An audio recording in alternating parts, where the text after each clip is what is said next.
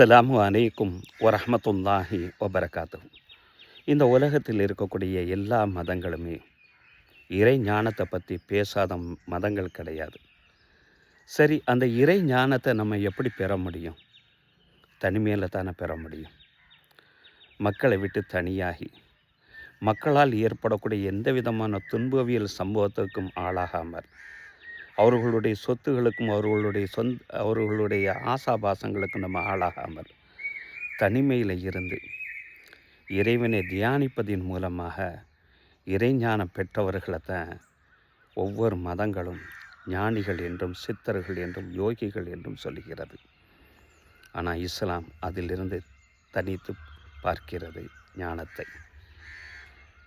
நபித்தோழர் அப்துல்லாஹ் இப்னு உமர் ரலியல்லாஹு அன்ஹும் அவங்க இந்த ஹதீஸ் அறிவிப்பாங்க. இந்த ஹதீஸு சஹீஹ் இப்னு மாஜா மற்றும் முஸ்னத் இமாம் அஹ்மது போன்ற ஹதீஸ் நூல்களில் பதிவு செய்யப்பட்டிருக்கு.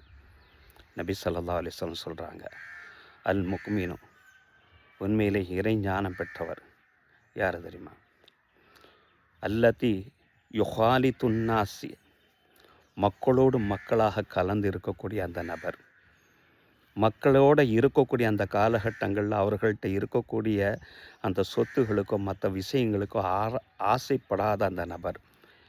எல்லாம் தன் கண் முன்னால் இருந்தும் அதனை துறக்கக்கூடிய அந்த நபர்.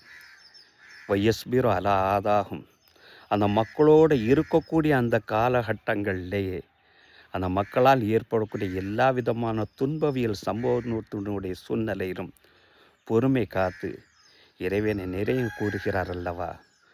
அப்படிப்பட்ட அந்த இறைஞானம் பெற்ற அந்த ஞானி அஃதலு மன், ஒருவரை காட்டிலும் மிக சிறந்தவர்.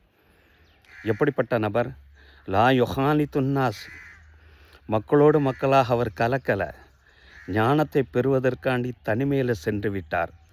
மக்களோடு இருக்கக்கூடிய சொத்து பத்துகள் ஆசைகள் அவர் முன்னால் எதுவுமே இல்லாத அந்த சூழ்நிலையில் அதனை துறக்குகிறார். வலா எஸ்பிர் ஆதாகும், அதே நேரத்தில் மக்களோடு இருக்கக்கூடிய அந்த காலகட்டங்களில் அந்த மக்களால் ஏற்படக்கூடிய எந்த விதமான துன்பவியல் சம்பவத்துக்கும் ஆளாகாமல், அதில் பொறுமை காக்காமல் தனிமையில் இருந்து இறைவனை இறைஞானம் மூலமாக பெற்றுக்கொள்கிறார் அல்லவா? அப்படிப்பட்ட அந்த நபரை காட்டிலும் மக்களோடு மக்களாக இருந்து எல்லா விதமான துன்பவியல் சம்பவத்துக்கும் ஆளாகி மக்களோடு மக்களாக இருக்கக்கூடிய அந்த காலகட்டங்களில் அவர்களோடு இருக்கக்கூடிய எந்த பொருளுக்கும் ஆசைப்படாமல் துறவரம் பெற்று இறைவனுடைய ஞானத்தை எவர் பெறுகிறாரோ அவர்தான் உண்மையில் ஞானி என்றார்கள் நபி அவர்கள்.